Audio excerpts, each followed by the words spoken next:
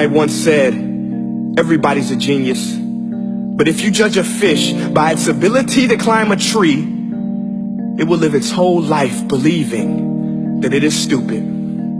Ladies and gentlemen of the jury, today on trial we have modern day schooling. Glad you could come. Not only does he make fish climb trees, but also makes them climb down and do a 10-mile run. Tell me, school, are you proud of the things you've done?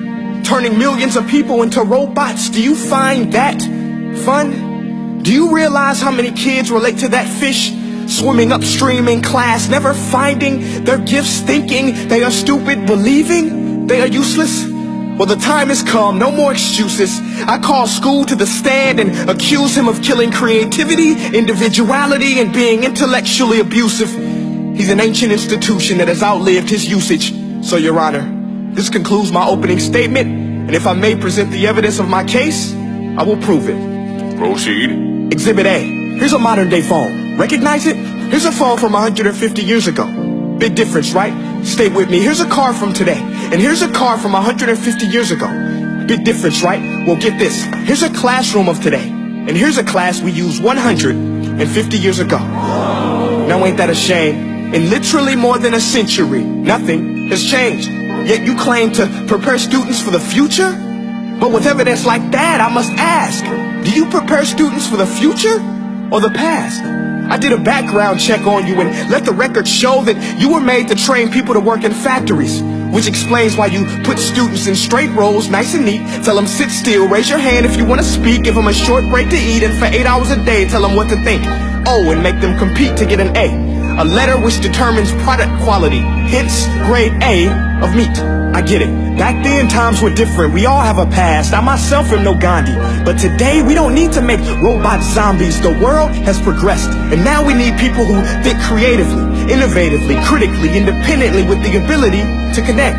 See, every scientist will tell you that no two brains are the same. And every parent with 2 or more children will confirm that claim.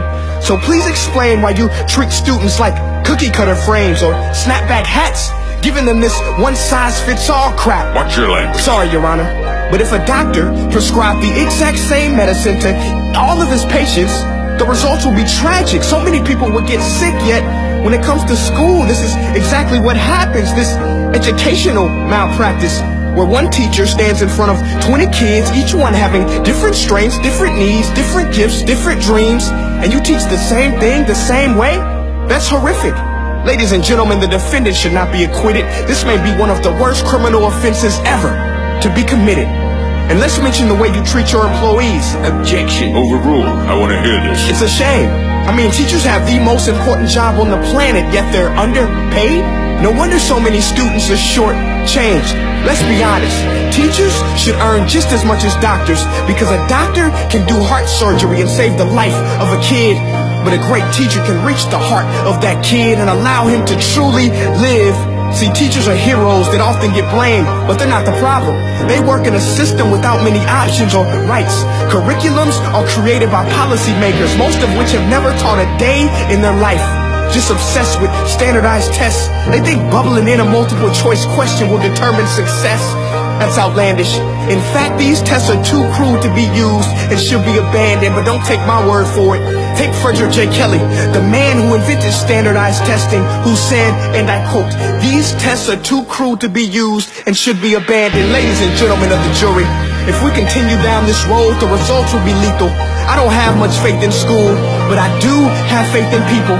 And if we can customize healthcare, cars, and Facebook pages, then it is our duty to do the same for education, to upgrade and change and do away with school spirit, because that's useless. Unless we're working to bring the spirit out of each and every student, that should be our task. No more Common Core. Instead, let's reach the core of every heart in every class. Sure, math is important, but no more than art or dance. Let's give every gift an equal chance. I know this sounds like a dream, but countries like Finland are doing impressive things. They have shorter school days. Teachers make a decent wage. Homework is non-existent, and they focus on collaboration instead of competition. But here's the kicker, boys and girls. Their educational system outperforms every other country in the world. Other places like Singapore are succeeding rapidly. Schools like Montessori, programs like Khan Academy. There is no single solution, but let's get moving. Because while students may be 20% of our population, they are 100% of our future.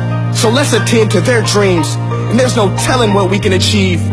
This is a world in which I believe, a world where fish are no longer forced to climb trees. I'll rest my case.